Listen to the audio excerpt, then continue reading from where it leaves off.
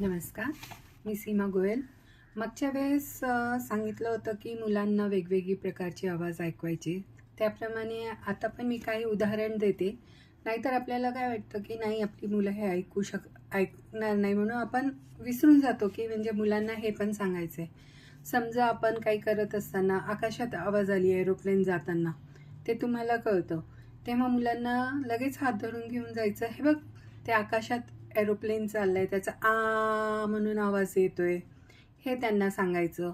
किंवा आपण रस्त्यावरून जात असताना कुत्रा भुंकत असेल तेव्हा त्यांना दाखवायचं, बघ हा डॉगी कसा करतो, भू भू भो भो, तुम्ही करायचं.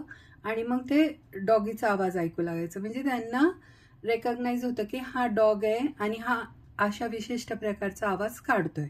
समजा माऊ असेल, माऊला बघितल्यावर की हे बघ ही माऊ आहे, हे बघ माऊ कशी आवाज करते, मियाव मियाव. माऊ कसा आवाज करते, हे बघ हा माऊ, हे बघ हा कसा आवाज करतो, मियाव मियाव. हे तुम्ही त्या मुलांना ऐक म्हणून त्याचं लक्ष तिथं वेधून द्यायला पाहिजे. आणि डेलीमध्ये आणखीन जे आपण कार्य करतो ते मुलांना आहे ना, नॉर्मल मुलं ती ऐकत असतात आणि ते ऐकून ऐकून बोलतात. पण आपल्या मुलांना जेव्हा हिअरिंग एड लावतो आपण, त्याच्या आधी त्यांनी आवाज ऐकलेलाच नसतो आणि त्यांची नॉर्मल लाईफ चालू असते. म्हणजे त्यांचं आवाजाकडे आपल्याला लक्ष वेधून द्यायला पाहिजे. म्हणून आपल्याला हे आवाज आवाज ऐक ऐक ऐक म्हणावं लागतं. आणि त्याच्यानंतर समजा नाही, त्याच्यानंतर जेव्हापर्यंत आपलं डेफनेस मुलांचं आपल्याला म्हणजे कळतं की आपलं मूल डेफ आहे, तोपर्यंत मुलं साधारणतः काही वस्तूला धरून हात करतात की मला हे दे.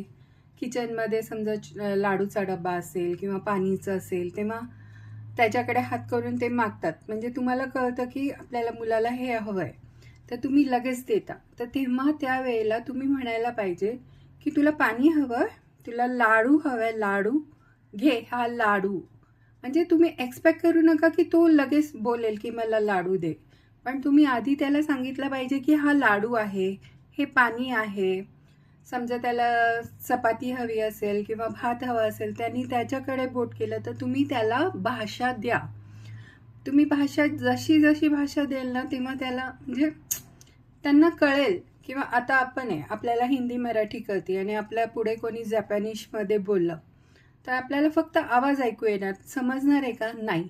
थोडक्यात म्हणजे आपल्याला कोणी जपानमध्ये समजून दिलं की अरे हा आवाज म्हणजे त्याला हे म्हणतात, मग आपल्याला कळतं.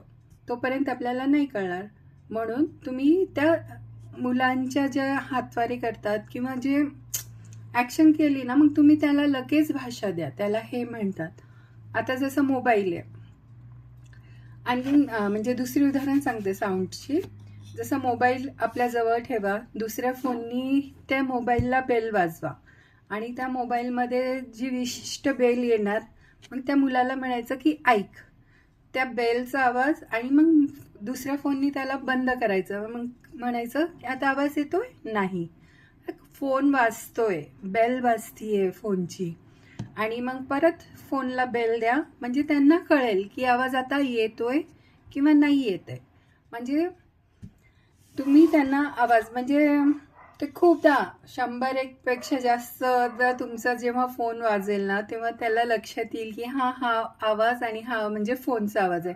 मग कदाचित तुम्ही एखाद्या वेळेस तुमचा फोन आला, तुम्ही त्या खोलीत नसाल, मुलं बरोबर आणून देतील आपल्याला की हे बघ मम्मी तुझा फोन वाजला. म्हणजे असं होतंय.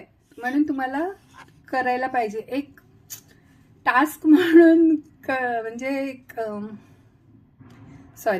म्हणजे तुम्ही यांना एक आवड म्हणून खुशीने करा. काही म्हणजे आता एक बर्डन घेऊन नका करून. त्या बर्डन घेतलं ना, त्याच्यात म्हणजे ते चांगलं नाही वाटणार. आणि तुम्ही आनंदाने केलं ना, तर त्या मुलांना पण म्हणजे आनंद येतो त्याच्यामध्ये. आणि बर्डननी केलं तर मुलं पण खुशीने नाही करणार. मग